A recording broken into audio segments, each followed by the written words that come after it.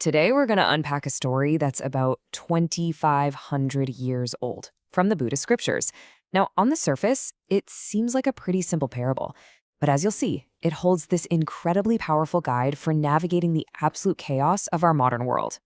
Okay, let's just dive right in. Because I know it sounds a little strange, right? A story about cows.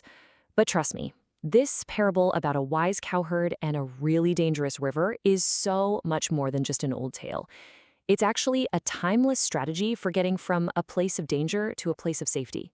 And its lessons, they are more relevant today than they have ever been. So the story kicks off with a choice that's personified by two very different cowherds. They're both facing the exact same challenge. They've got to get their herd across the mighty Ganges River, right at the end of the rainy season, when the water is super high and treacherous. First up, we meet the foolish cowherd. This guy, he is just impulsive. He doesn't bother to check the riverbank he's on for a safe place to leave from, and he doesn't even glance at the far bank to find a safe place to land. He doesn't look for a ford, a shallow, safe spot to cross. Nope, he just sees the goal and plunges straight in. And the result is a complete and utter disaster. The current is way too strong, there's a massive whirlpool right in the middle of the river, and the entire herd is just lost. It's a really stark, tragic outcome that serves as a powerful warning. A lack of awareness and planning when you're facing danger, it leads to ruin. So here on this slide, you can really see the two paths laid out plain as day.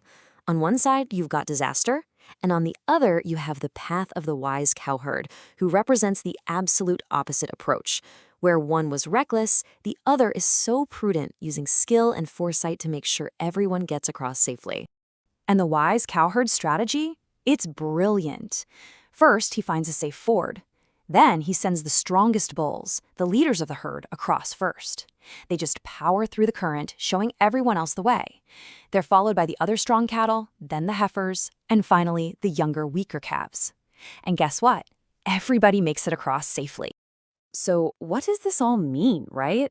Well, the story is a direct allegory for the spiritual path.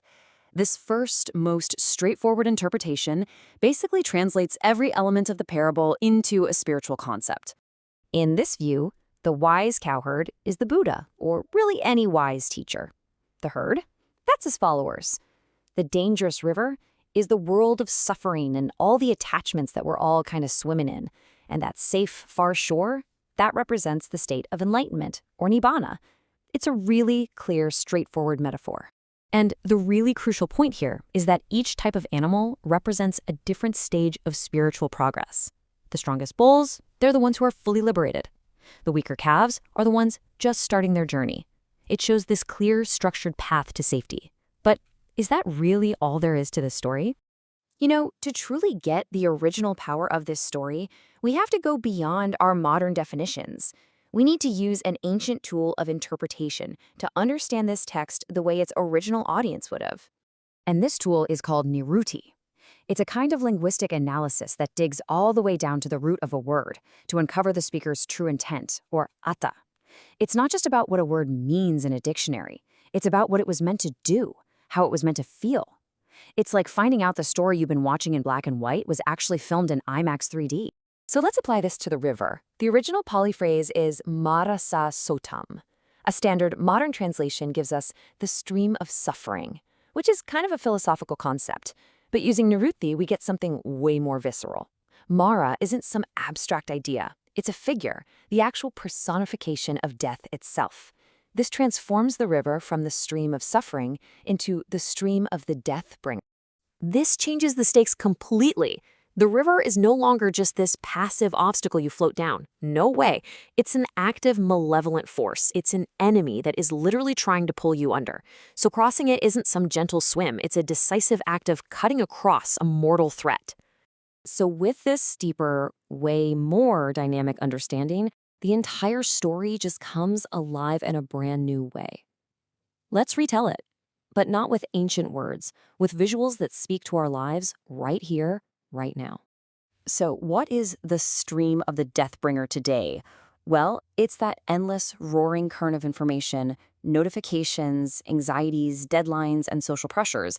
It's that constant pull of distraction that threatens to sweep away our focus, our peace, and our well-being. In this modern river, the wise herd, they cross together. The trailblazers are those people who show us it's even possible to find focus and calm. The committed follow their example. They're unplugging from the chaos. The returners? Well, they might get pulled back in by a storm of notifications, but they know the way and they get right back on the path.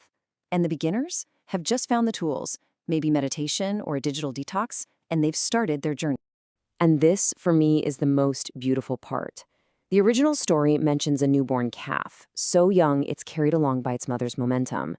In our world, this represents someone who's just starting out, feeling totally overwhelmed. They don't have to fight the current alone. They are carried to safety by the strength, the direction, and the shared wisdom of the entire community that's crossing with them. So this ancient story, re-energized through a much deeper lens, becomes this powerful and practical guide.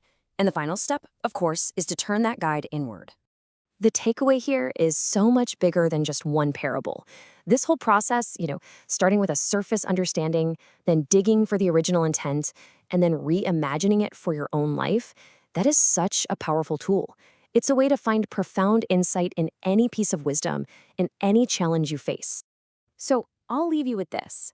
What is the stream of the Gethbringer in your life right now? Is it anxiety? Is it burnout? Distraction? And maybe more importantly, what does your far shore look like? What is the peace or the focus or the goal that you are trying to reach? The story ends with this powerful invitation. It says, the way across has been shown, the stream of the great disruptor has been cut, and the door to safety, the deathless, is open. The journey is difficult for sure, but it is possible. The path is waiting.